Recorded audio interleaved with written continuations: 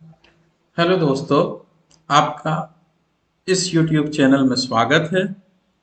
आज हम लोग पढ़ेंगे क्लास 10 के इतिहास विषय का दूसरा चैप्टर, भारत में राष्ट्रवाद। इससे पहले हम लोग 3 वीडियो बना चुके हैं, देख चुके हैं। लास्ट वीडियो में हम लोगों ने देखे थे आंदोलन के भीतर अलग अलग धारणाएं और चौरी चौरा कांड और असहयोग आंदोलन की वापसी। ठीक है दोस्तों, आज हम लोग इससे आगे देखेंगे सविनय अवज्ञा आंदोलन की ओर, सविनय अवज्ञा की ओर। दोस्तों, वह यूं था कि फरवरी 1922 में गांधी जी ने जब असहयोग आंदोलन को वापस ले लिया। क्यों वापस लिया था? क्योंकि आंदोलन हिंसात्मक हो गया था, है ना, इसलिए वापस ले गया था। अब गांधी जी को यह समझ में आया कि लोगों को पहले आंदोलन के लिए प्रशिक्षित किया जाना होगा, जब तक ताकि वह यह समझ सके कि किस तरह से अहिंसात्मक आंदोलन को चलाया जा सकता है। गांधी जी इसीलिए गांधी जी बड़ा आंदोलन अब चाहते थे, और उसके लिए वह चाहते थे कि पहले लोगों को यह जागरूक किया जाए कि कैसे अहिंसात्मक तरीके से आंदोलन को आगे बढ़ा सकते हैं।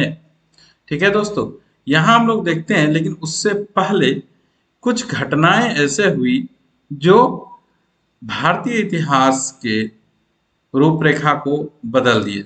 थोड़ा सा हम लोग चर्चा करते हैं, जैसे कि 1922 में जब असहयोग आंदोलन को वापस ले लिए तो कांग्रेस के कुछ नेता उससे नाराज थे और वो इस तरह के आंदोलन से थक चुके थे। वे अब चाहते थे कि 1919 में गवर्नमेंट ऑफ इंडिया एक्ट के तहत जो प्रांत परिषदों का गठन किया गया था और उसमें जो चुनाव होते थे, उन चुनावों में वो भाग लेना चाहते थे। और इन लोगों को मानना था कि इन चुनावों में भाग लेकर विधान परिषदों के अंदर में जाके अंग्रेजी सरकार का विरोध करना होगा और उन्हें दिखाना होगा कि यह लोकतांत्रिक नहीं है। ठीक है, ये उनका मानना था कि जब हम वहां पे जीत के जाएंगे तो ही ब्रिटिश नीतियों का हम विरोध आसानी से कर सकेंगे।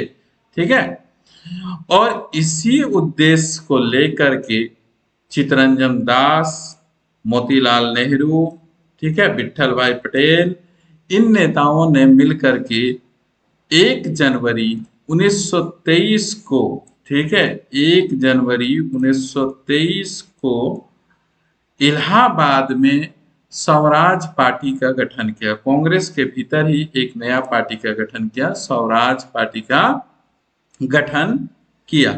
इन स्वराजवादियों का मानना था कि हम प्रांतीय परिषदों में हिस्सा लेकर चुनाव जीतने के बाद परिषदों में जा करके अंग्रेजी या ब्रिटिश नीतियों का विरोध करेंगे। लेकिन कुछ नेता थे कांग्रेस के, जैसे जवाहरलाल नेहरू, सुभाष चंद्र बोस, इसमें भाग नहीं लिया। उन्हें लगता था कि भारत को सामूहिक आंदोलन से ही आजादी मिलेगी। साथ ही वो चाहते थे कि ये सामूहिक आंदोलन ज्यादा उग्र हो और ये पूर्ण स्वराज की मांग को लेकर अड़े हुए थे। ठीक है दोस्तों, तो यहाँ पे आप देख सकते हैं 1 जनवरी 1923 को स्वराज पार्टी का गठन किया। किसने? चित्तरंजन दास और मोतीलाल नेहरू ने। ठीक है, अब यहाँ चलते हैं कि उस समय 2 घटनाएं ऐसी थी जिन्होंने भारतीय राजनीति की रूपरेखा को बदल दिया। 2 कारक, ठीक है। पहला कारक तो आपका था विश्वव्यापी आर्थिक मंदी, जो 1929 में शुरू हुआ था और ये चला था 1933 तक। इसके बारे में आपने क्लास 9 में जर्मनी में जब आप पढ़े होंगे नाथसीवाद, उसके टाइम में आप पढ़े होंगे।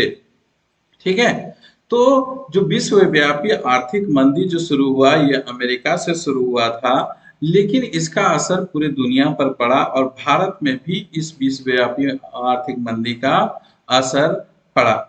क्या हुआ कि यहाँ पे जब शुरू हुआ 1926 में, कृषि उत्पादों की कीमतें गिरने लगी थी। जब यह विश्वव्यापी मंदी शुरू हुई तो कृषि का जो उत्पादन होते थे, चाहे जो भी फसल उगाते थे, उसकी कीमत में भारी गिरावट आने लगी और 1930 के बाद पूरी तरह से धराशायी हो गई। इससे किसान लोग जो थे उनमें परेशानी आने लगा, उनके अनाजों का, उनकी कीमतों का सही कीमत नहीं मिलने लगा। कृषि उत्पादों की मांग गिरी और निर्यात कम होने लगे। जो यहाँ के जो आप देख सकते हैं, जो वस्तुएं थी, कृषि उत्पादन खाद्य वस्तुएं थी जिनका निर्यात किया जाता था, वह कम होने लगा। किसानों को अपनी उपज बेचना और लगान चुकाना भारी पड़ने लगा। ठीक है, क्योंकि जब किसान खेती करते हैं और उनके खेती में जो उपज होती है उसका सही कीमत नहीं मिलेगा, ठीक है, एक तो उसका निर्यात नहीं होगा, वो बिकेगा नहीं, कोई खरीदने वाला नहीं रहेगा, ऊपर से अगर कोई खरीद रहा है तो सही कीमत नहीं मिल रहा, तो किसान कहाँ से अपना लगान चुकाएंगे, कहाँ से अपना कर भरेंगे। ठीक है, तो यह दिक्कतें उनको आने लगी, है ना। तो इससे किसान परेशान थे। दूसरा क्या था कि जब इस तरह का विरोध हो रहा था, उसी बीच में एक कमेटी का गठन, जो इंग्लैंड के टोरी सरकार जो थे, नई टोरी सरकार, उसने एक कमेटी का गठन कर दिया। क्या? साइमन कमीशन का गठन किया। किसका? क्या? साइमन कमीशन का। ब्रिटेन की नई टोरी सरकार ने एक कमीशन का गठन किया, साइमन कमीशन। दोस्तों, इसका उद्देश्य यह था कि भारत के जो संवैधानिक व्यवस्था है ना, उसको जांच करना था। 1919 के एक्ट में बताया गया था कि 10 साल बाद पुनः इसका जांच होगी, है ना, समीक्षा होगी और उसके अनुसार से यह क्या होगा, फिर से नीति बनेगी। लेकिन 1927 में ही इस कमेटी का गठन कर दिया गया था, 2 साल पहले ही, है ना, 1927 में कर दिया गया। और इस कमीशन का जो गठन किया, इसमें कुल 7 सदस्य थे और इसका नेतृत्व किसने किया? सर जॉन साइमन कर रहे थे। इसका नेतृत्व कर रहे थे सर जॉन साइमन, आप देख सकते हैं। तो सर जॉन साइमन इसका नेतृत्व कर रहे थे, है ना। इस कमीशन का उद्देश्य भारत में संवैधानिक व्यवस्था की कार्यशैली का अध्ययन करना और उसके बारे में सुझाव देना था। जैसे आपको मैंने बताया कि इस कमीशन का उद्देश्य क्या था, कि भारत की संवैधानिक व्यवस्था का अध्ययन करना था और उसके बारे में सुझाव देना था। साइमन कमीशन में कमी क्या क्या थी? देखिए, इस कमीशन में 7 सदस्य थे और सारे अंग्रेज थे, एक भी भारतीय नहीं था। इसीलिए भारतीयों ने इसे श्वेत कमीशन भी कहा, है ना, श्वेत कमीशन ने भी कहा। देखिए दोस्तों, क्या होता है कि अगर हम आपके घर के बारे में जांच पड़ताल करें या कुछ जानना है, आपके घर के बारे में समीक्षा करना है और हम आप ही को समिति में शामिल नहीं करेंगे, तो ये कितनी बड़ी ये होगी, है ना, दुर्दशा होगी। उसी तरह से भारत के संविधान के बारे में या भारत के संवैधानिक स्थिति के बारे में समीक्षा करना था, जिसमें एक भी भारतीय को शामिल नहीं किया गया। तो ये बहुत बड़ी नया अन्याय भारतीयों के साथ थे। इसीलिए जब फरवरी 1928 में साइमन कमीशन भारत पहुंचा, ठीक है, कब पहुंचा? फरवरी 1928 में। तो उसका स्वागत कैसे हुआ, है ना, साइमन कमीशन वापस जाओ का स्वागत हुआ। साइमन कमीशन गो बैक के नारों से उसका स्वागत किया गया, है ना, क्योंकि साइमन कमीशन में एक भी भारतीय सदस्य नहीं थे। तो विरोध करने का 2 कारण था। पहला, तो एक भी भारतीय सदस्य नहीं था। दूसरा कि यह 2 साल पहले ही इस कमीशन को गठित कर दिया गया था, 10 साल पूरा भी नहीं हुआ था, उससे पहले गठित कर दिया गया था। ठीक है, तो कांग्रेस और मुस्लिम लीग और सभी पार्टियों ने इसके प्रदर्शन में, विरोध के प्रदर्शन में हिस्सा लिया। चाहे वो कांग्रेस हो, कांग्रेस के नेता मोहम्मद अली हो, जवाहरलाल नेहरू या जो भी नेता थे, या फिर मुस्लिम लीग के नेता, है ना, मोहम्मद अली जिन्ना, और भी जितने पार्टी थे, सभी ने एक स्वर में इस कमीशन का विरोध किया, साइमन कमीशन का विरोध किया। चलिए हम लोग थोड़ा और आगे बढ़ते हैं, देखते हैं। जब खूब विरोध हो रहा था, उस समय जो यहाँ के तत्कालीन वायसराय थे, कौन थे तत्कालीन वायसराय? लॉर्ड इरविन, ठीक है। तत्कालीन वायसराय थे लॉर्ड इरविन। इन्होंने इस विरोध को शांत करने के लिए अक्टूबर 1929 में ही ऐलान कर दिया। ठीक है, क्या किया ऐलान कि भारत के लिए डोमिनियन स्टेट देने का बात कही। दूसरा क्या कहा कि भारतीय संविधान के बारे में चर्चा करने के लिए गोलमेज सम्मेलन का आयोजन किया जाएगा। देखिए दोस्तों, इस तरह से इसने दो ऐलान किया था, दो घोषणा किए थे, और इसका यह मकसद था कि जो साइमन कमीशन का पूरा देशव्यापी विरोध हो रहा था, उस विरोध को शांत करना था। तो तत्कालीन वायसराय थे आपका लॉर्ड इरविन। इन्होंने अक्टूबर 1929 में ये ऐलान किया था कि भारत के लिए डोमिनियन स्टेटस देने के बाद, और दूसरा भारतीय संविधान में के बारे में चर्चा करने के लिए गोलमेज सम्मेलन का आयोजन करने की बात कही गई। लेकिन यह गोलमेज सम्मेलन, यह जो ऐलान जो था, यह एक गोलमोल सा ऐलान था जिसकी कोई समय सीमा नहीं बताई गई थी, और न ही यह बताया गया था कि गोलमेज सम्मेलन कहाँ पे आयोजित होगा, इसमें कौन भाग लेगा, इस तरह से कोई बातें नहीं बताई थी, कोई इसके पास प्लान नहीं था उस समय। ठीक है, जो इसने ये जो दो प्रस्ताव दिए, भारत के लिए डोमिनियन स्टेटस देने का और दूसरा भारतीय संविधान के बारे में चर्चा करने के लिए जो प्रस्ताव दिए, इस प्रस्ताव से कांग्रेस के नेता संतुष्ट नहीं थे।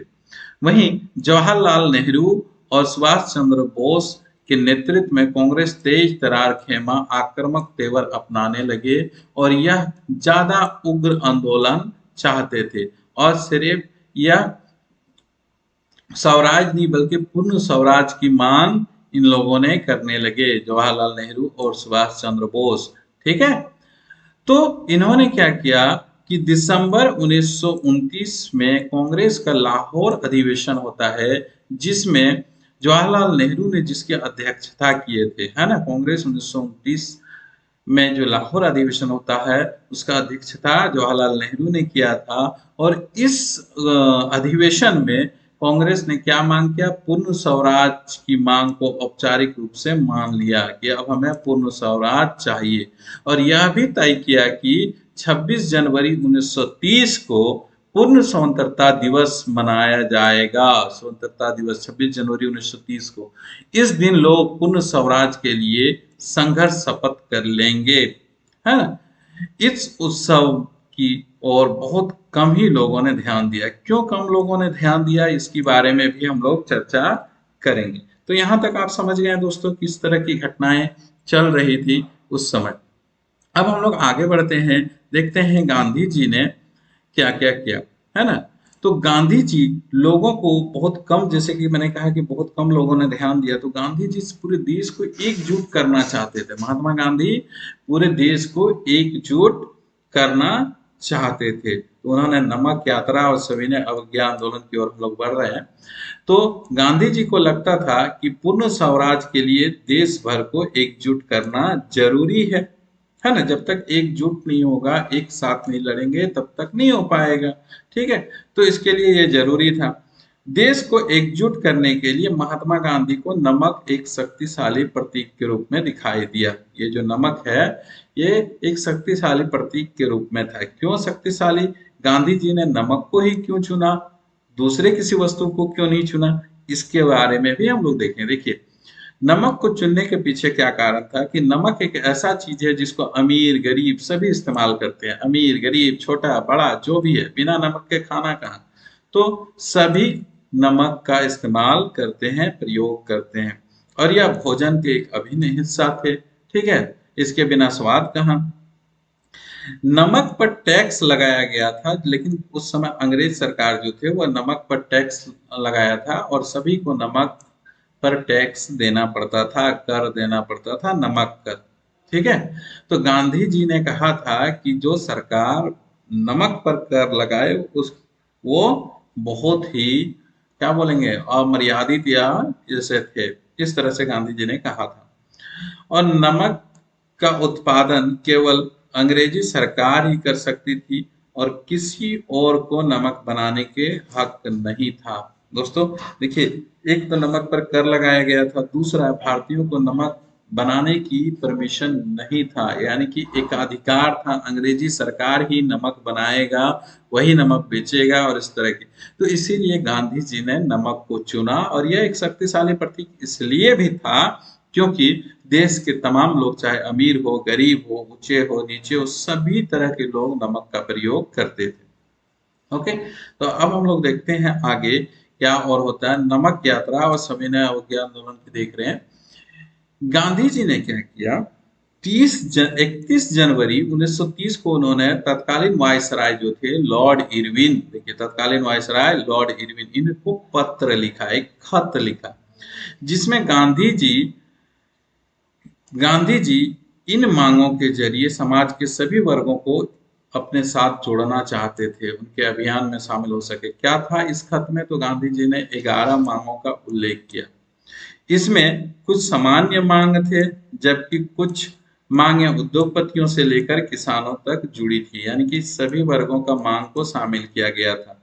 ठीक है, और इन सभी मांगों में सबसे महत्वपूर्ण था नमक कर को खत्म करने की मांग, और दूसरा जो नमक बनाने का जो एकाधिकार था उसको समाप्त करने की मांग को रखा गया था, है ना। और गांधी जी ने यह भी कहा था, 11 मांगे जो किया था उसमें गांधी जी ने लॉर्ड इरविन को एक तरह से अल्टीमेटम दिया था, है ना। क्या अल्टीमेटम था? कि महात्मा गांधी का यह पत्र एक अल्टीमेटम या चेतावनी की तरह था। उन्होंने लिखा था कि अगर 11 मार्च तक उनकी मांगे नहीं मानी गई तो कांग्रेस सविनय अवज्ञा आंदोलन छेड़ देगी, है ना। किसको लिखा था? लॉर्ड इरविन को। अगर आप मेरी मांगे को नहीं मानते हैं तो कांग्रेस के नेतृत्व में क्या होगा? सविनय अवज्ञा आंदोलन की शुरुआत की जाएगी। ओके दोस्तों, आगे देखते हैं हम लोग। तो इस तरह से, लेकिन जो ये लॉर्ड इरविन थे, वायसराय लॉर्ड इरविन, ये झुकने के लिए तैयार नहीं थे, ये मानने के लिए तैयार नहीं थे। इन्होंने गांधी जी के किसी भी बात को नहीं माना। तब गांधी जी ने नमक यात्रा शुरू किया। इस नमक यात्रा को हम लोग दांडी यात्रा के नाम से भी जाना जाता है। अक्सर प्रश्न पूछते हैं कि दांडी यात्रा कब हुआ और कहां से कहां तक हुआ। तो देखिए, महात्मा गांधी ने अपने 78 विश्वस्त वॉलंटियरों, है ना, अनुयायियों के साथ नमक यात्रा की शुरू कर दी। गांधी जी के साथ हजारों लोग भी जुड़ने लगे। यह यात्रा साबरमती आश्रम से लेकर 240 किलोमीटर दूर डांडी नामक कस्बे में खत्म होनी थी। देखिए, गुजरात की जो गांधी जी के आश्रम है, साबरमती आश्रम, वहां से गुजरात के समुद्री तट, जिसका नाम है डांडी, जगह का नाम है डांडी, समुद्री तट, वहां पे जाके खत्म होनी थी।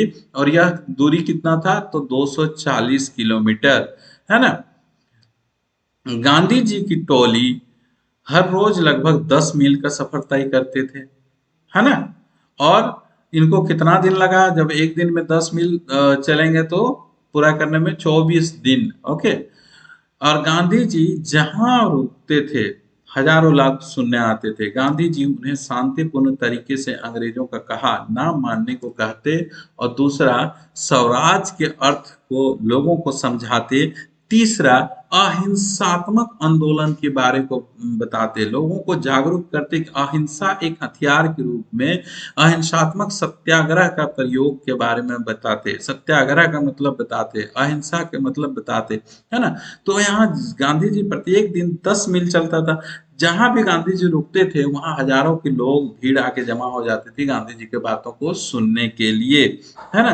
तो गांधी जी की टोली 24 दिन तक इस सफर को तय किया, और 6 अप्रैल को गांधी जी दांडी पहुंचे और उन्होंने नमक कानून तोड़कर सविनय अवज्ञा आंदोलन की शुरुआत की, है ना।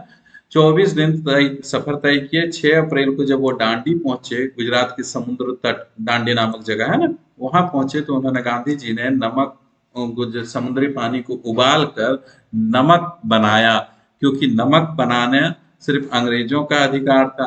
तो जब गांधी जी ने उसको बनाया और इस तरह से नमक कानून तोड़ कर करके सविनय अवज्ञा आंदोलन का श्रीगणेश किया, यहाँ से शुरुआत की। ठीक है दोस्तों, अब जरा सा हम लोग चलेंगे कि जब शुरू हुआ तो किस तरह से किया।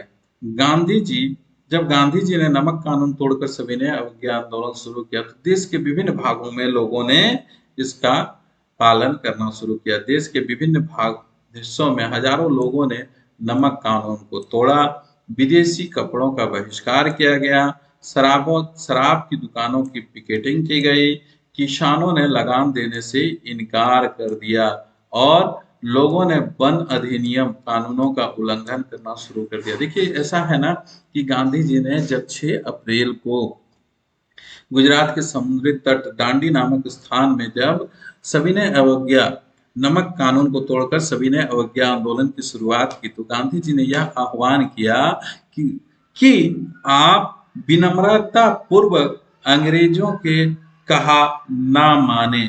इस बात को लोगों ने जोर से लिया और अलग अलग जगह पे कानूनों को तोड़ने लगा। जैसे वन अधिनियम की बात करें, लोग जो वन कानून, तो इसमें क्या था, आरक्षित वन आप पढ़े हैं जानते हैं, तो उन आरक्षित वनों में लोग फिर से घुसने लगे, मवेशियों को चराने लगे, जानवरों को, और वहां से लकड़ियां लाने लगे।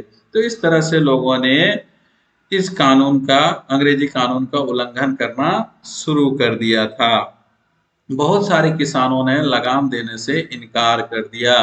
ठीक है, अब थोड़ा सा हम लोग चर्चा करते हैं कि इससे पहले जो असहयोग आंदोलन आपने पढ़े, तो असहयोग आंदोलन और सविनय अवज्ञा आंदोलन में क्या फर्क है, दोनों में क्या अंतर है।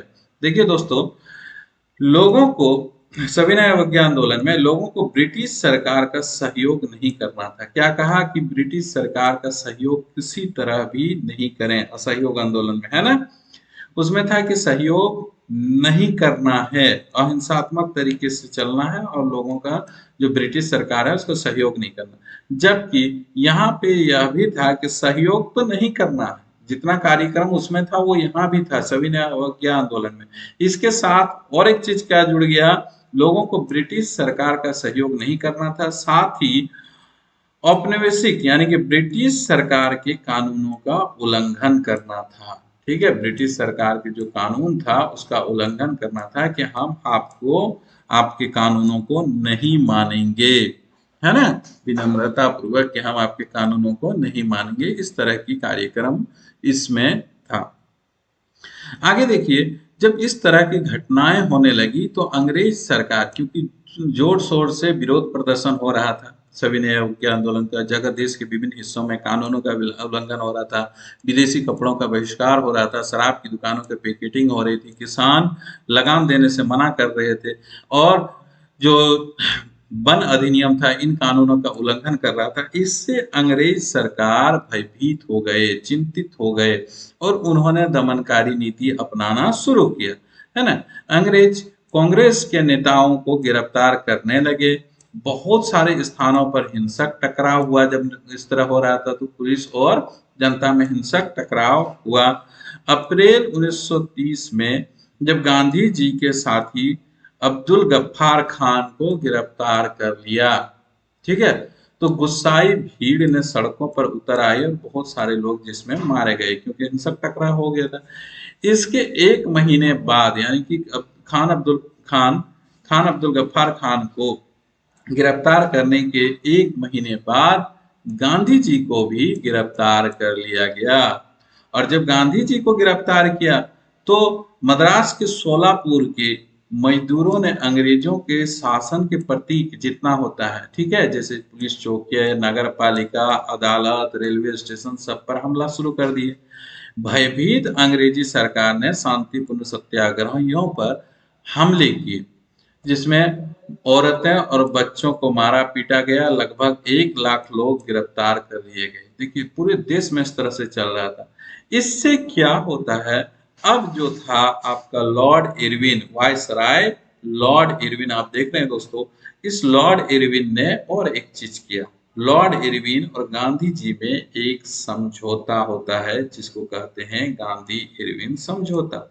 ठीक है, 5 मार्च 1931 को 15 दिन के बहस के बाद, 15 दिन दोनों में बहस चला, उसके बाद एक समझौता होती है। ठीक है, लेकिन दोस्तों आप देखेंगे 5 मार्च 1931 को समझौता होता है, उससे पहले गांधी जी को रिहा कर दिया गया था। 26 जनवरी 1931 को ही जेल से रिहा कर दिया गया था, जो यहाँ पे गिरफ्तार किया था। ओके, क्यों गिरफ्तार रिहा किया था? तो ये आमरण अनशन शुरू कर दिए थे। इनके स्वास्थ्य के कारणों को देखते हुए महात्मा गांधी को रिहा कर दिया गया था। इसी तरह गांधी और इरविन के बीच एक समझौता होता है 5 मार्च 1931 को, जिसे गांधी इरविन समझौता के नाम से जाना जाता है। इस समझौते में क्या क्या होता है आप देखेंगे। पहली बात तो कि गांधी जी के नेतृत्व में सभी ने अवज्ञा आंदोलन स्थगित करने के लिए तैयार हो गए कि जो भी हम आंदोलन कर रहे हैं उसको हम स्थगित कर देंगे। दूसरा, जो सभी युद्ध बंदियों जिनके विरुद्ध हिंसा का आरोप नहीं था को रिहा करने का आदेश ये मान लिए कि ठीक है, हम आदेश उनको कर देंगे, रिहा कर देंगे। विदेशी कपड़ों और शराब की दुकानों पर शांतिपूर्ण धरना देने का अधिकार मिला, है ना, ये प्रस्ताव था कांग्रेस की ओर से। उसके बाद समुद्र तटीय प्रदेशों में बिना नमक कर दिए नमक बनाने की अनुमति, और कांग्रेस द्वितीय गोलमेज सम्मेलन में भाग लेने के लिए तैयार हो गई। परंतु इस समझौते, देखिए ये 5 तो गांधी जी ने रखा था लॉर्ड इरविन के सामने, और लॉर्ड इरविन का मेन मकसद क्या था? गोलमेज सम्मेलन में, दूसरे गोलमेज सम्मेलन में हिस्सा लेना कांग्रेस का, है ना। जरूरी था उनको भाग लेना, क्योंकि गोलमेज सम्मेलन किस क्या हो रहा था वहां पे? तो गोलमेज सम्मेलन हुआ था, 3 गोलमेज सम्मेलन हुआ था। कितना हुआ था दोस्तों? 3 गोलमेज सम्मेलन। ये कहाँ हुआ था? तो लंदन में हुआ था, ठीक है। और इस गोलमेज सम्मेलन का उद्देश्य था भारत के संवैधानिक स्थिति के बारे में चर्चा करना। प्रथम गोलमेज सम्मेलन का कांग्रेस ने बहिष्कार किया था। द्वितीय गोलमेज सम्मेलन में कांग्रेस ने भाग लिया था, ये गांधी इरविन समझौता के बाद। और तृतीय गोलमेज सम्मेलन जो 1932 में हुआ था, उसका भी कांग्रेस ने बहिष्कार किया था। भारत से एकमात्र ऐसे नेता जो तीनों गोलमेज सम्मेलन में भाग लिए थे वो थे बाबा साहेब अम्बेडकर, है ना। वो था B.R. अम्बेडकर, जो दलितों का प्रतिनिधित्व करते हुए तीनों गोलमेज सम्मेलन में भाग लिए थे। चलिए, खैर उसमें हम लोग और चर्चा करेंगे। पहले थोड़ा सा यहाँ और हम लोग जानते हैं। देखिए, गांधी जी ने, जब गांधी इरविन समझौता होता है 5 मार्च 1931 को, तो गांधी जी ने ये 5 तो आपके अभी जो बताए वो 5 रखे सर। लेकिन इससे भारत की बहुत सारी जनता निराश हो गई। क्यों निराश हो गए? क्योंकि भगत सिंह सुखदेव गुरु को फांसी की सजा दिया गया था, सुनाया गया था। अगर गांधी जी वहां ये शर्त रखते, तो भारतीय जनता का ऐसा मानना था कि अगर गांधी जी वो शर्त रखते तो इन तीनों को सजा नहीं होती। लेकिन दोस्तों, गांधी जी अपने सिद्धांतों पर अटल थे, क्योंकि गांधी जी अहिंसा के पुजारी थे, अहिंसा के मानने वाले थे। और भगत सिंह, सुखदेव और राजगुरु के खिलाफ हिंसात्मक कार्रवाई हुई थी, है ना। इसीलिए गांधी जी उन्होंने उन लोगों को नहीं रखा। खैर आगे बढ़ते हैं हम लोग और देखते हैं क्या हुआ। गांधी जी गांधी इरविन समझौता के तहत सविनय अवज्ञा आंदोलन को स्थगित कर देते हैं 1931 में, और कहाँ निकल पड़ते हैं? लंदन। दोस्तों, वो गांधी जी धोती पहनते हुए लंदन पहुंच जाते हैं, ठीक है। जब लंदन के सम्मेलन में गांधी जी पहुंचे दिसंबर 1931 में, तो वहां के जो राष्ट्रपति थे, ये प्रधानमंत्री, उन्होंने गांधी को अधनंगा फकीर कहा था। इसलिए क्योंकि गांधी जी अपने धोती कुर्ता में ही गए थे, ठीक है। खैर चलिए, तो गांधी जी यहाँ आंदोलन स्थगित करके 1931 में कहाँ पहुंच गए? दिसंबर 1931 में लंदन पहुंच गए गोलमेज सम्मेलन में भाग लेने के लिए। इस गोलमेज सम्मेलन में क्या हुआ? गांधी जी की बातों को नहीं माना गया, इसको खूब घुमाया, इधर से उधर, उधर से इधर घुमाते फिरा, ठीक है। गांधी जी के बातों को नहीं माना गया और वापस गांधी जी को निराश वापस लौटना पड़ा। गांधी जी के बातों को नहीं माना गया और गांधी जी को वापस निराश लौटना पड़ा। जब गांधी जी भारत वापस आए तो उन्होंने देखा कि खान अब्दुल गफ्फार खान और जवाहरलाल नेहरू को जेल में डाल दिया गया है। अंग्रेजी सरकार और दमनकारी नीति में आ गए, है ना। खान अब्दुल गफ्फार खान और जवाहरलाल नेहरू को क्या किया था? जेल में डाल दिया गया था। कांग्रेस की जो कांग्रेस जो पार्टी थी, इसको गैर कानूनी घोषित कर दिया गया था। ये देखकर गांधी जी को बहुत बुरा लगा, क्योंकि यहाँ पे गांधी जी ने गांधी इरविन समझौता में क्या किया था कि वैसे आरोपी को जिनके खिलाफ हिंसा का आरोप नहीं, उन्हें छोड़ दिया जाएगा। लेकिन यहाँ पे तो कुछ उल्टा हुआ, गांधी जी उधर गए और चर्चिल ने ये इरविन ने यहाँ अपना काम दिखा दिया। गांधी जी का साथ विश्वासघात हुआ। तब जब गांधी जी यहाँ आए, उनको जब बहुत बुरा लगा, तो उन्होंने दोबारा सविनय अवज्ञा आंदोलन की शुरुआत कर दी। लेकिन यह क्योंकि दोबारा शुरू हुआ था, बीच में रोक दिया गया था, तो 1934 तक आते आते यह आंदोलन धीमा पड़ने लगा। तो दोस्तों, यह था सविनय अवज्ञा आंदोलन। ओके दोस्तों, अब हम लोग थोड़ा सा बात करेंगे कि आंदोलन को लोगों ने कैसे लिया। इस आंदोलन को लोगों ने कैसे लिया, सविनय अवज्ञा आंदोलन को। तो दोस्तों, यहाँ हम लोग चर्चा करेंगे सबसे पहले संपन्न किसान। संपन्न किसान में देखिए, गुजरात के पट्टीदार थे और उत्तर प्रदेश के जाट थे, जो संपन्न किसान थे, बड़े बड़े किसान थे। प्रथम विश्व युद्ध के समय ये लोग काफी अपना धन कमा चुके थे, है ना, क्योंकि भारतीय प्रोडक्ट का काफी मांग था। ये लोग व्यावसायिक फसलों की खेती करते थे। मंदी और गिरती कीमतों के कारण इनकी नगद आय खत्म होने लगी थी। क्या हो रहा था, क्योंकि विश्वव्यापी आर्थिक मंदी शुरू हो गया था, मैंने शुरू में बताया 1929 में। ठीक है, तो जिसके कारण इनके फसलों की कीमतें गिरने लगे थे, जिससे इनका नगद आय खत्म होने लगा था और इनके लिए सरकारी लगान चुकाना मुश्किल हो गया था। ये चाहते थे, क्या चाहते थे कि लगान कम किया जाए, परंतु सरकार लगान कम करने के तैयार नहीं थे। इसलिए संपन्न किसानों ने सवैया आंदोलन को बढ़ चढ़कर हिस्सा दिया, है ना। हिस्सा लिया क्यों? क्योंकि गांधी जी ने क्या कहा था कि अंग्रेजी सरकार के कहा ना माने, तो कहा ना माने तो लगान भरने की बात कह रहे थे, तो लगान नहीं भरेंगे, उनके बात नहीं मानेंगे। इस तरह से उन लोगों ने बढ़ चढ़ करके हिस्सा लिया। इनके लिए स्वराज की लड़ाई भारी लगान के खिलाफ थी। इनका जो किसान थे, इनका मतलब क्या था, स्वराज का मतलब क्या था कि हमें लगान नहीं देना पड़े, ये भारी भरकम जो लगान देना है ये हमें नहीं देना पड़े, इसका यह मतलब था। लेकिन जब 1931 में लगानों को घटे बिना आंदोलन वापस ले लिए, तो इन्हें बहुत निराशा हुई। ये संपन्न किसानों को बहुत निराश हुई, निराशाजनक स्थिति में ये पहुंच गए। क्यों 1931 में आंदोलन को वापस लिया था? क्योंकि गांधी इरविन समझौता हो गया था।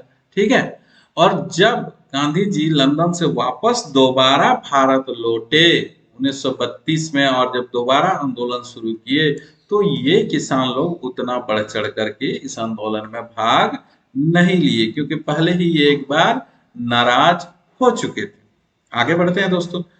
गरीब किसानों ने कैसे लिया? ठीक है, गरीब किसान जो थे, है ना, गरीब किसान, इनका क्या होता था, ये गरीब किसान जमींदारों से, क्योंकि जमींदार लोग जो थे, इन जमींदारों से ये गरीब किसान खेत भाड़े पे लेते थे और उसमें खेती करते थे, तो ये भाड़ा कम कराना चाहते थे। देखिए थोड़ा सा यहाँ, गरीब किसान जमींदारों से पट्टे पर, किराए पर जमीन लेकर खेती करते और बदले में किराया चुकाते।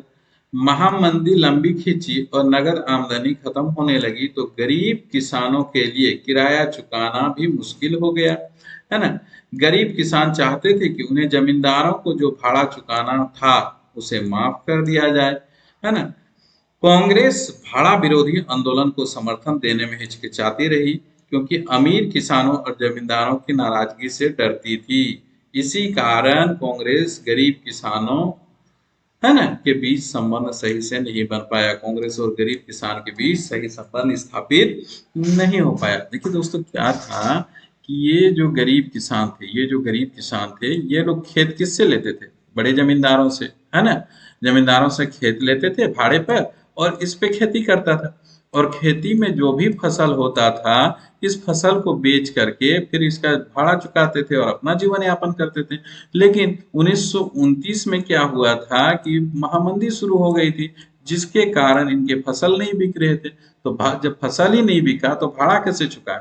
तो ये लोग चाहते थे कि कांग्रेस इनके जो भाड़ा देते हैं उनको माफ करा दे, जबकि कांग्रेस अगर ये चीज करते तो बड़े किसान और जमींदार उनसे नाराज हो जाते। इसीलिए इन दोनों में, गरीब किसान और संपन्न किसानों के बीच या जमींदारों के बीच, कांग्रेस तालमेल बिठाने में असमर्थ रहे। इसीलिए इन लोगों का उतना समर्थन इस आंदोलन को, सविनय अवज्ञा आंदोलन को नहीं मिल पाया। आगे और देखते हैं व्यावसायिक वर्ग। ठीक है, इस व्यावसायिक वर्ग जो थे उद्योगपति, ये कैसे थे? ये भी प्रथम विश्व युद्ध के समय में अच्छा पैसा कमाए थे। क्यों? क्योंकि प्रथम विश्व युद्ध के समय में इंग्लैंड से या विदेशों से माल आना बंद हो गया था, तो देसी उत्पादों को बढ़ावा मिला था। ठीक है, चलिए देखते हैं। व्यापारियों और उद्योगपतियों के कारोबार को फैलने से रोकने के लिए अंग्रेजों ने कारोबारी विरोधी कानून लगा दिए। इसलिए व्यापारी और उद्योगपति इस नीतियों का विरोध कर रहे थे। ये विदेशी वस्तुओं के आयात से सुरक्षा चाहते थे ताकि वे अपने वस्तुओं को आसानी से बेच सके, है ना, जो उनके हित में हो। तो व्यावसायिक हितों के लिए उन्होंने क्या क्या किया था? 1920 में भारतीय औद्योगिक एवं व्यावसायिक Congress, Indian institute industrial and commercial Congress की स्थापना किया था। और 1927 में भारतीय वाणिज्य और उद्योग परिसंघ, federation of Indian chamber of commerce and industry, FICCI का गठन किया था। ठीक है, तो ये बड़े उद्योगपति जैसे पुरुषोत्तम दास, ठाकुर दास, जेडी बिड़ला, ठीक है, सभी उद्योगपति सविनय अवज्ञा आंदोलन का समर्थन किए, लेकिन उन्होंने आंदोलन को आर्थिक सहायता दी है। ठीक है, इसीलिए कांग्रेस क्या कहते थे? इन बड़े बड़े लोगों से जुड़ते थे ताकि आंदोलन को चलाने के लिए जो खर्च की आवश्यकता होगी वो कौन करेगा? ये लोग करेंगे। गरीब लोग तो नहीं कर पाएंगे ना, तो ये खर्च लोग देंगे। आयातित वस्तुओं को खरीदने और बेचने से ये बड़े बड़े किसान मना कर दिए, परंतु ये लोग भी जब गोलमेज सम्मेलन में बिना किसी मांग पूरा हुए, गांधी जी ने जब गांधी इरविन समझौता से सविनय अवज्ञा आंदोलन को स्थगित कर दिया और वो लंदन चले गए और बिना किसी परिणाम के वो वापस लौटे और दोबारा शुरू किए, तो ये जो संपन्न व्यवसाय वर्ग थे, इन्होंने दोबारा सविनय अवज्ञा आंदोलन को उतना समर्थन नहीं दिया, उनका उत्साह मंद पड़ गया। श्रमिक वर्ग की बात करें दोस्तों, तो इनके लिए भी एक अलग बात है। देखिए, श्रमिक वर्ग है ना, जो मजदूर थे, ये लोग क्या चाहते थे? देखिए, श्रमिक वर्ग ने सविनय अवज्ञा आंदोलन में नागपुर के अलावा कहीं भी बहुत बड़ी संख्या में हिस्सा नहीं लिया। क्यों नहीं लिया? उन्होंने विदेशी वस्तुओं का बहिष्कार किया, कम वेतन और खराब स्थितियों के खिलाफ अपनी आवाज उठाई। देखिए, जो उद्योगपति थे, जहाँ पे वो काम करते थे या जमींदार थे जिनके यहाँ मजदूरी करते थे, वो बहुत कम वेतन देते थे और उनके काम करने की कार्य स्थिति बहुत खराब थी। तो ये चाहते थे इनके कार्य स्थिति में सुधार हो और इनके वेतन में वृद्धि हो। इसलिए जब आंदोलन शुरू हुआ तो 1930 में रेलवे कर्मचारियों ने हड़ताल की, 1932 में गोदी कर्मचारियों की हड़ताल हुई, 1930 में ही छोटा नागपुर के टीन कारखानों में हजारों मजदूरों ने गांधी टोपी पहनकर रैलियों और बहिष्कारों में हिस्सा लिया। ठीक है, लेकिन कांग्रेस इन मजदूरों की मांग को समर्थन नहीं कर रही थी, क्योंकि कांग्रेस को लगता था कि इससे उद्योगपति नाराज हो जाएंगे और वो आंदोलन से दूर हो जाएंगे।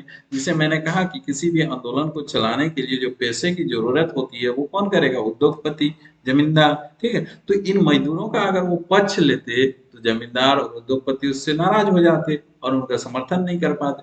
तो इसी कारण कांग्रेस यहाँ भी उद्योगपतियों और मजदूरों में तालमेल बिठाने में असमर्थ रहा, इसीलिए मजदूरों का उतना समर्थन नहीं मिल पाया। दोस्तों, अब हम लोग बात करते हैं औरतें ने, महिला वर्ग ने किस तरह से भाग लिया। देखिए, सविनय अवज्ञा आंदोलन में महिलाओं ने बढ़ चढ़ करके हिस्सा लिया। गांधी जी ने जब नमक सत्याग्रह शुरू किया था, यानी कि डांडी यात्रा, तो गांधी जी जहां रुकते थे, है ना, कितना दिन चला था? 24 दिन, प्रत्येक दिन कितना? 10 मील। तो गांधी जी जहां रुकते थे वहां औरतें खूब आती थी गांधी जी के बातों को सुनने के लिए। ठीक है, बहुत ज्यादा आते थे और उन्होंने क्या किए? जब सुने जाने वो जागरूक हुए तो उन्होंने जुलूसों में हिस्सा लिए। बहुत सारे औरतों ने जुलूसों में हिस्सा लिए, उन्होंने नमक बनाए, है ना, और कानून को तोड़ा, उसमें भी हिस्सा लिया। आप देख सकते हैं गांधी जी के साथ विदेशी कपड़ों का बहिष्कार किया, शराब की दुकानों की पिकेटिंग में भी आगे रही। अब बहुत सारी महिलाएं जेल भी गई, लेकिन इसके बावजूद भी बहुत सारी महिलाएं उतना खुलकर आंदोलन को समर्थन नहीं कर पाए। क्यों? क्योंकि गांधी जी का मानना था कि महिलाओं का मुख्य काम घर चलाना, चूल्हा चौकी संभालना, अच्छी माँ बनना और अच्छी पत्नी की भूमिका निभाना ही उसका असल काम और कर्तव्य है। ठीक है, इसीलिए ये जो गांधी जी की ये जो धारणा थी, इसीलिए आप देखेंगे लंबे समय तक कांग्रेस संगठन में महिलाओं को कोई महत्वपूर्ण पद नहीं मिला। ठीक है दोस्तों, लेकिन फिर भी महिलाओं ने बढ़ चढ़ करके हिस्सा लिया। आगे थोड़ा और हम लोग चर्चा करते हैं दोस्तों। यहाँ पे देखते हैं इसकी सीमाएं क्या क्या थी, आंदोलन की सीमाएं क्या क्या, लिमिटेशन थी, कमियां क्या क्या थी। तो इसमें देखेंगे सभी सामाजिक समूह स्वराज आंदोलन में भाग नहीं ले रहे थे। क्यों नहीं? पहले आप बात करते हैं अछूत की, दलित की। ठीक है, अछूत की, दलित की, जिसको अछूत समूह कहते हैं, दलित। यहाँ थोड़ा पढ़ लेते हैं, देख लीजिए। कांग्रेस ने लंबे समय तक दलितों पर ध्यान नहीं दिया, क्योंकि कांग्रेस उच्च जाति के हिंदुओं से डरी हुई थी। ठीक है, जो उच्च जाति थे, ब्राह्मणवादी, उनसे कांग्रेस डरी हुई थी और उनका कांग्रेस से ज्यादा लगाव था। इसलिए 1930 के बाद ये खुद को दलित या उत्पीड़ित कहने लगे थे, जो दलित लोग थे। लेकिन महात्मा गांधी का कहना था कि अस्पृश्यता, छुआछूत को खत्म किए बिना 100 साल तक स्वराज की स्थापना नहीं की जा सकती। इसीलिए उन्होंने अछूतों को हरिजन यानी ईश्वर की संतान बताया। हरि, हरि किसको कहते हैं? भगवान को, हरि विष्णु को कहते हैं। और जन मतलब आदमी। तो क्या कहा गांधी जी ने अछूतों को? हरिजन, है ना, हरि का जन, हरि का जनता यानी कि ईश्वर का संतान बताया। गांधी जी ने उन्हें मंदिरों, सार्वजनिक तालाबों, सड़कों और कुओं पर समान अधिकार दिलाने के लिए सत्याग्रह किए। गंदगी साफ करने वालों के काम को प्रतिष्ठा दिलाने के लिए खुद शौचालय साफ करने लगे। गांधी जी ने ऊंची जातियों को कहा कि वो अस्पृश्यता, छुआछूत के पाप को खत्म करे। लेकिन बहुत सारे दलित नेता शिक्षा संस्थानों के लिए आवाज उठाने लगे। देखिए, दलित क्या कहते थे कि हम लोगों का जो स्थिति है, ये कहाँ से होगा? जब शिक्षण संस्थानों में हमें आरक्षण मिलेगा, हम पढ़ेंगे बढ़ेंगे तो ही होगा। साथ ही ये संगठन भी बनाने लगे। ये नेता अलग निर्वाचन क्षेत्र चाहते थे, ताकि विधायी परिषदों में केवल दलितों को ही चुनकर भेज सके। इन नेताओं का मानना था कि उनकी सामाजिक छुआछूत केवल राजनीति से ही दूर हो सकती है ना। इसलिए सविनय अवज्ञा आंदोलन में इसकी हिस्सेदारी कम थी। देखिए दोस्तों, क्या था कि कांग्रेस जो थे, कांग्रेस का जो उच्च जाति के ब्राह्मण और हिंदुए थे, उनसे ज्यादा जुड़ाव था। तो इनका दलितों का या अछूतों का उतना हुआ नहीं जोड़ पाए, उससे संबंध स्थापित नहीं कर पाए। हालांकि गांधी जी ने बहुत भरसक प्रयास किए थे। और इन लोगों का भी मानना था, यानी कि अछूतों का मानना था कि हमारे साथ जो ये अन्याय है, ये हमारा कब दूर होगा? जब हम राजनीति में जाएंगे, जब हम चुन कर जाएंगे तो ही हमारा दूर होगा, जब हमारा स्थिति सुधरेगा तो। और इन्हीं दलितों का प्रतिनिधित्व करते हुए मैंने कहा था कि तीनों गोलमेज सम्मेलन में भीमराव अंबेडकर ने भाग लिए थे। ये आप देखेंगे, है ना, दलित समूह का, तो इसी का भाग लिए थे। क्या हुआ था दोस्तों कि 3 गोलमेज सम्मेलन जो हुए थे, उसमें भीमराव अंबेडकर जो थे, इन्होंने दलितों के प्रतिनिधित्व करते हुए वहां भाग लिए थे। आप एक चीज देखेंगे, डॉक्टर अंबेडकर ने 1930 में दलितों के लिए दमित वर्ग एसोसिएशन, डिप्रेस्ड क्लासेस एसोसिएशन बनाया था, एक संगठन बनाया था। ठीक है, जिन पे इनकी मांग करते थे। ये दलितों के लिए अलग निर्वाचन क्षेत्र के सवाल पर दूसरे गोलमेज सम्मेलन में महात्मा गांधी के साथ काफी बहस हुआ था। किसके बीच में? तो भीमराव अंबेडकर और महात्मा गांधी के बीच। और ब्रिटिश सरकार ने अंबेडकर की मांग मान लिया था। देखिए, अलग निर्वाचन क्षेत्रों के लिए ब्रिटिश सरकार ने मांग लिया। तभी क्या हुआ, गांधी जी को जब पता चला कि उनका मांग मान लिया, तो गांधी जी आमरण अनशन पर बैठ गए। गांधी जी ने कहा कि हम मर जाएंगे लेकिन ये अलग निर्वाचन क्षेत्र नहीं होने देंगे। ठीक है, और गांधी जी का मानना था कि दलितों के लिए अलग निर्वाचन क्षेत्र की व्यवस्था से समाज के एकीकरण में बाधा आएगी। अंततः भीमराव अंबेडकर को झुकना पड़ा और गांधी जी का राय मान लिया, और सितंबर 1932 में पूना पैक्ट पर हस्ताक्षर हुए। ये आप देखेंगे, पूना पैक्ट। यहाँ पे भी देख सकते हैं, गांधी जी और अंबेडकर के बीच एक समझौता होता है, जिसको पूना पैक्ट के नाम से जाना जाता है। यह हुआ था सितंबर 1932 में। ऑब्जेक्टिव क्वेश्चन में पूछता है दोस्तों, इससे क्या हुआ? दलित वर्ग, जिन्हें बाद में अनुसूचित जाति के नाम से जाना गया या जाना जाता है, आज भी है, ठीक है। इसको राज्य एवं केंद्रीय स्तर पर विधान परिषदों में आरक्षित सीटें मिल गई, लेकिन उनके मतदान सामान्य निर्वाचन क्षेत्रों से ही होगा। देखिए मतदान करने का तरीका क्षेत्र एक ही होगा, लेकिन इनको आरक्षण दिया गया। आगे और एक बात करते हैं दोस्तों, मुस्लिम समूह जो मुस्लिम लीग के मुस्लिम है, इन लोगों ने क्यों नहीं भाग लिया था।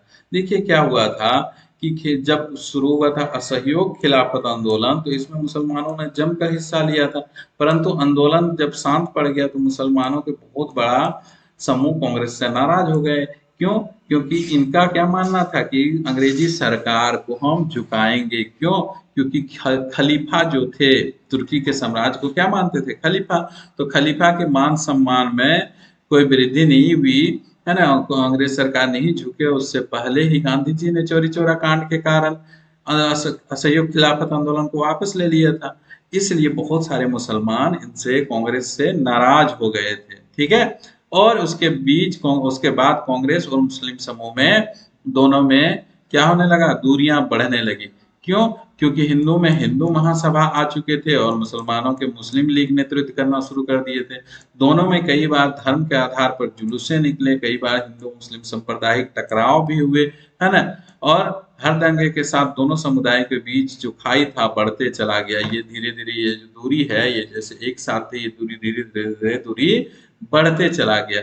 यह सब देखकर एक बार 1927 में प्रयास किया कि फिर से हिंदू मुस्लिम एक हो जाए, लेकिन ऐसा संभव नहीं हुआ। क्यों नहीं हुआ? क्योंकि मोहम्मद अली जिन्ना जो मुस्लिम लीग के नेता थे, मोहम्मद अली जिन्ना, यह मुसलमानों के लिए पृथक निर्वाचन मंडल की मांग कर रहे थे, ठीक है। लेकिन कांग्रेस इसके लिए तैयार नहीं थे कि पृथक निर्वाचन तो देंगे ही नहीं, कुछ भी कर लो, पृथक निर्वाचन क्षेत्र हम तो देंगे ही नहीं, ठीक है। तो फिर क्या हो रहा था, मोहम्मद अली जिन्ना ने कहा कि अगर मुसलमानों को केंद्रीय सभा में आरक्षित सीटें दी जाए और मुस्लिम बहुल प्रांत जैसे बंगाल और पंजाब था बहुल प्रांत, जहां मुसलमानों की आबादी ज्यादा थी, ठीक है, उनके आबादी के अनुपात पे नेतृत्व दिया जाए तो मुसलमान के लिए पृथक निर्वाचन क्षेत्र की मांग छोड़ने के लिए तैयार थे मोहम्मद अली जिन्ना, ठीक है। लेकिन कांग्रेस इस तरह के मांगों का समर्थन नहीं कर रहे थे। उसी में एक थे एम आर जयकर, है ना।